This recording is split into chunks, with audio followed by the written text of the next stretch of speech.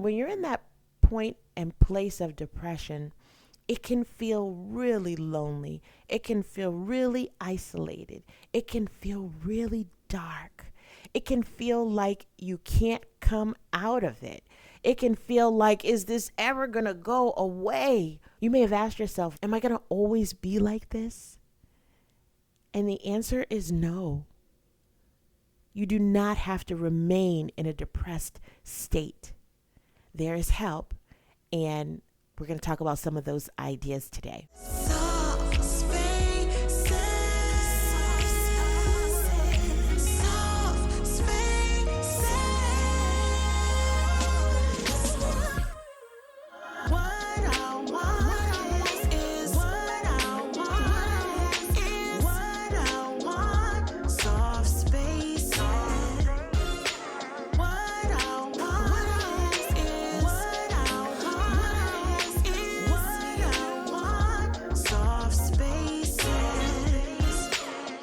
Hey there, and welcome to SoftSpaces podcast, where I get to share a little bit of me to connect with a little bit of you so that we can create a community of wholeness together where our unmuted, unfiltered, raw, real voices get to find healing to thrive in every area of our lives. My name is Yolanda Lewis. I am your host, and today we're going to talk about depression. We think depression only has one look, and it doesn't. Depression can look like you. Depression can even look like me. If you've ever felt like someone was standing on your chest, you might not even be doing anything. You might have been trying to get up for work or to take care of your family or to go to an event, a conference. And before you could really get going, you felt pressure. Have you ever felt that feeling where you get up and get ready to go about the day, or you try to get up to get ready to go about your day only to feel like everything was sinking around you? When you're in that point and place of depression, it can feel really lonely. It can feel really isolated. It can feel really dark. It can feel like you can't come out of it. It can feel like, is this ever going to go away? You may have asked yourself, am I going to always be like this?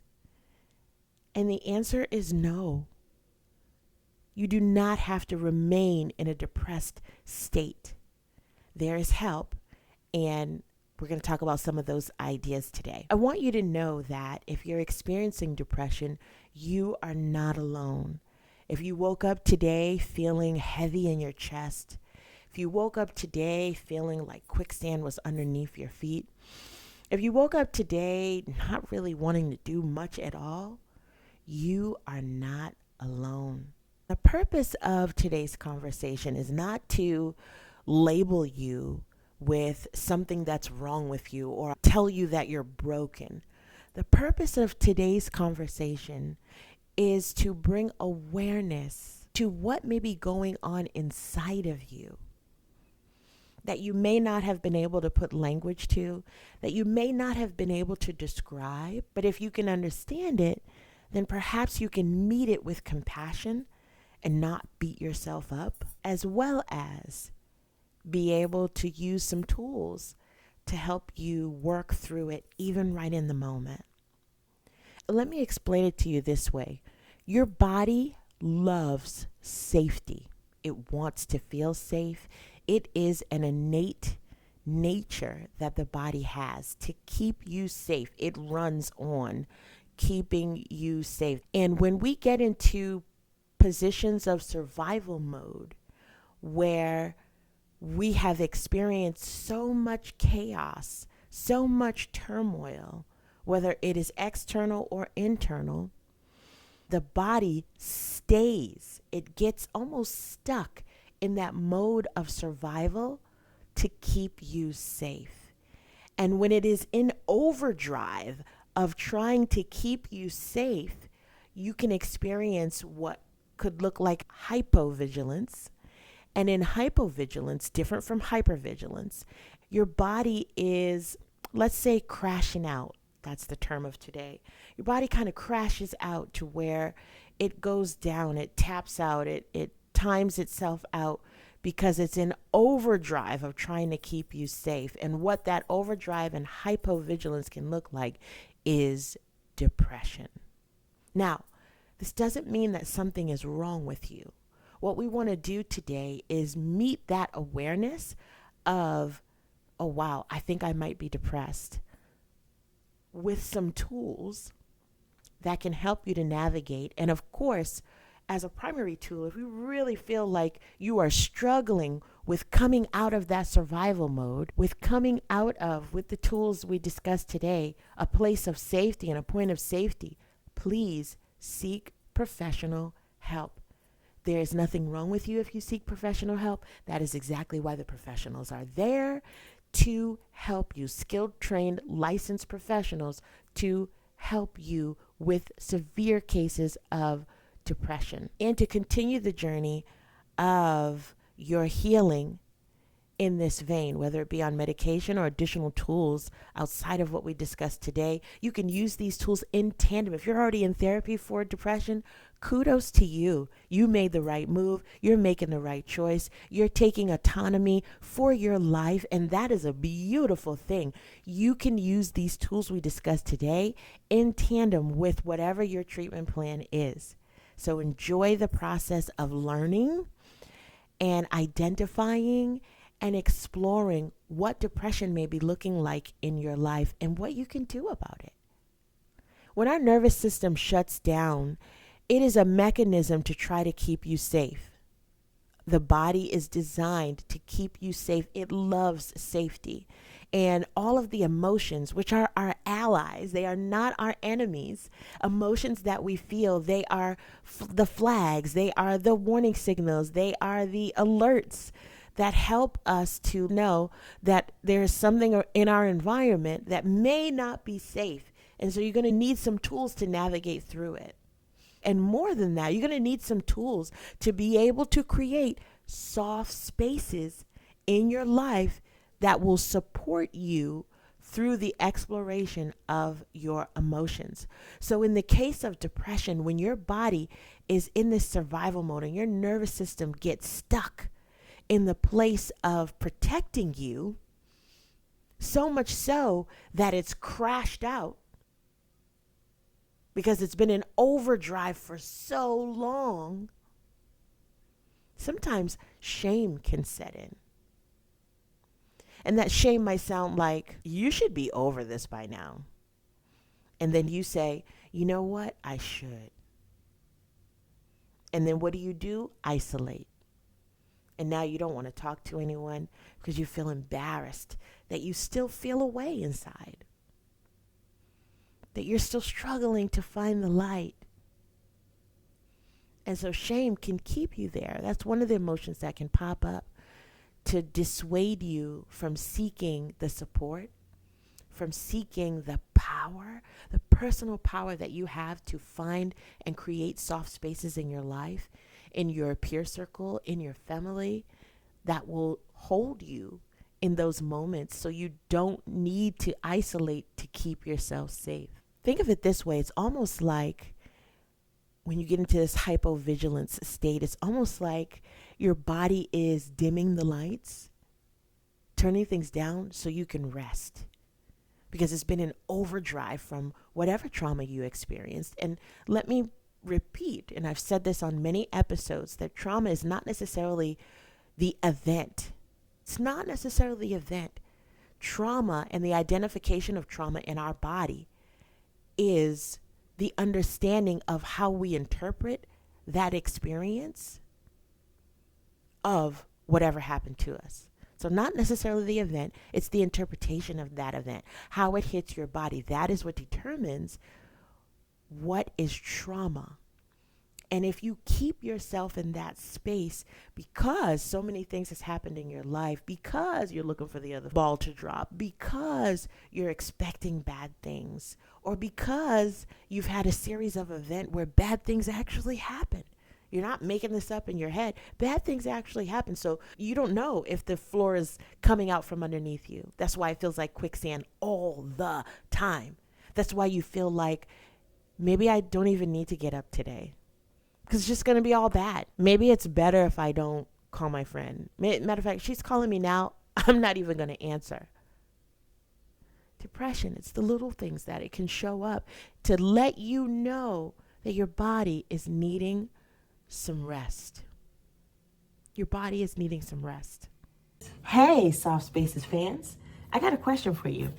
Based on you listening to this podcast, you probably are looking to stop burning out. You're probably looking for ways to reconnect with you and start living lighter. If that's you, I want to invite you to the Embodied Life Reset Experience. It is a one-day workshop taught live by me that's in person, where you get access to a private community, and it's really unlike anything else that I offer.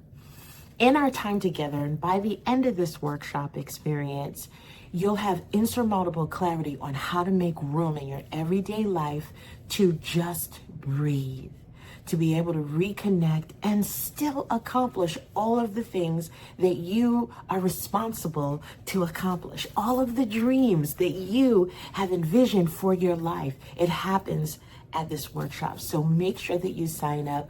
Click the link in the description, and I'll see you on the other side. Let's get back into the convo.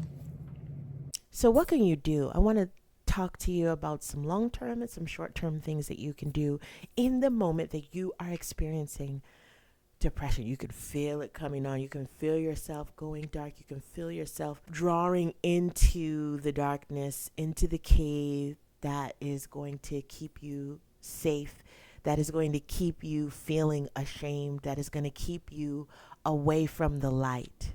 This is all about drawing yourself closer to the light. That is how we heal. That is how we heal. Not by staying in the darkness, but seeking the light. So here's some light activities that you can do. The first one is a mindset. Keep it small. In that moment where you feel depression coming on, look for the one thing right in front of you that you can change so that it lifts just a little bit. Not fixing the whole day. It's almost like if you're imagining yourself in that tunnel, it's almost like peeking a hole, like digging a hole just somewhere, digging a hole so light can come in. One hole. We're not digging ourselves out of the tunnel. That might feel overwhelming. That might take a little while. And then it would cause frustration because in your mind you want it to happen now. One hole. Dig one hole. Make a window so the light can come in. Try your best not to look at trying to fix the whole entire day. Okay? Another thing that you can do is somatic, in the sense of put your feet on the ground, flat to the floor. Just find a way to ground. You might not always be able to go outside and put your toes into the earth. If you can do that, that always feels good. And don't worry, you can wash your feet later. For my clean, squeaky clean girls, that might be an uncomfortable thought, but you can wash your feet later. In the meantime, you can be right where you are. If you're in the office, if you are in the middle of kids running all around you, they're having a great time playing with their trucks and their toys and asking you a million questions, just get present, flat feet on the floor. You might be sitting, stand up and feel the floor under your feet. Ground yourself. Get to a place in your mind, body, spirit that you can be present right here, right now. You can also put your hand on your chest so you can feel your breath and slow it down. Slow it down. Find the rhythm of it. Before you even slow it down, find the rhythm of it. Find your breath. Feet flat on the floor to place yourself in the now, and hand on your chest so long as it feels safe, and find your rhythm. Let's just hold space for rhythm for a moment.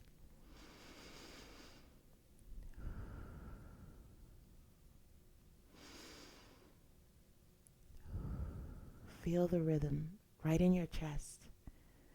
Let it flow all the way through your body. Feel the air through your body, through your bloodstream, just trickling sparkling. That's the word we use in soft space land. Sparkling through your body. Okay? Let's continue. Another thing you can do is reach for connection. Where's your support? In that moment, call a friend. In that moment, reach out to someone. And if you can't reach anyone, you know where you can reach? Your journal. And talk to yourself like your journal is your friend. Like, girl, my guy, I am feeling away right now. So and so's getting on my nerves. I don't see how I'm going to work through this situation. Bill is due and something's not coming in. My husband just lost his job. Whatever it is, get to a place of support. And if it's the journal, letting it out is the freedom that you need in that moment. And that's okay. You can revisit it and pump yourself up and talk to yourself good. And after you write all of those things, you can actually say, okay, let's pick one of them and do something with it. Just one. Another way of support is to put on something or do something that you enjoy. What makes you smile? What makes you laugh? What makes you literally feel good inside and out? Finding that resource, connect point, finding that will help you right in the moment. Short term, right in the moment. Those are some of the things that you can do. Long term, you can look at things that are external that take a little bit more time. So as mentioned, seek professional help. I can't stress that enough. Seek professional help. Get you a therapist. Nothing wrong with it.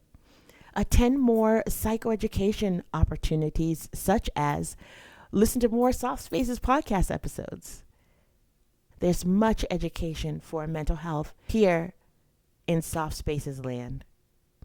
So much education. Know that it's going to be long term. It's not a magic wand where you, like Glinda the Good Witch from Wizard of Oz, tap your wand on some particular thing or some part of your body, and now magically you don't feel depression anymore. Now, I'm also a big believer in miracles and healing. So it's possible.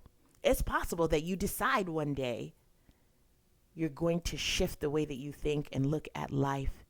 And in that second, it's gone. It's possible. However, sometimes it's harder to get to. And you need those long-term strategies, such as knowing that it takes some time and giving yourself permission to take the time to heal and to join a program like we have in Embodied Life Wellness, to get a workbook like we have in Embodied Life Wellness, and participate in activities that you'll be able to see over time of repeating it, that there's change. The biggest thing I want you to remember is that depression is not a death sentence. It's not a doomsday. It's not that your light has gone forever. Imagine depression being similar to the sun behind the clouds. You ever see the sun hiding behind the clouds? If you stare up at the sky and you see the sun behind the clouds are moving. And there's a point that as those clouds move, the sun gets to break through. And so with depression, you're just waiting for those clouds to pass so the sun can break through. There's nothing wrong with you. Your light's not gone forever. Just passing through. If this episode resonated with you, I want to invite you into the soft space where we release ourselves from self-judgment, from shame of should've, could've, would've, and replace it with the curiosity to explore what is in front of us, what is coming up. So in the soft space, instead of saying, what's wrong with me? You'll ask, what is my body trying to tell me right now? What is coming forward?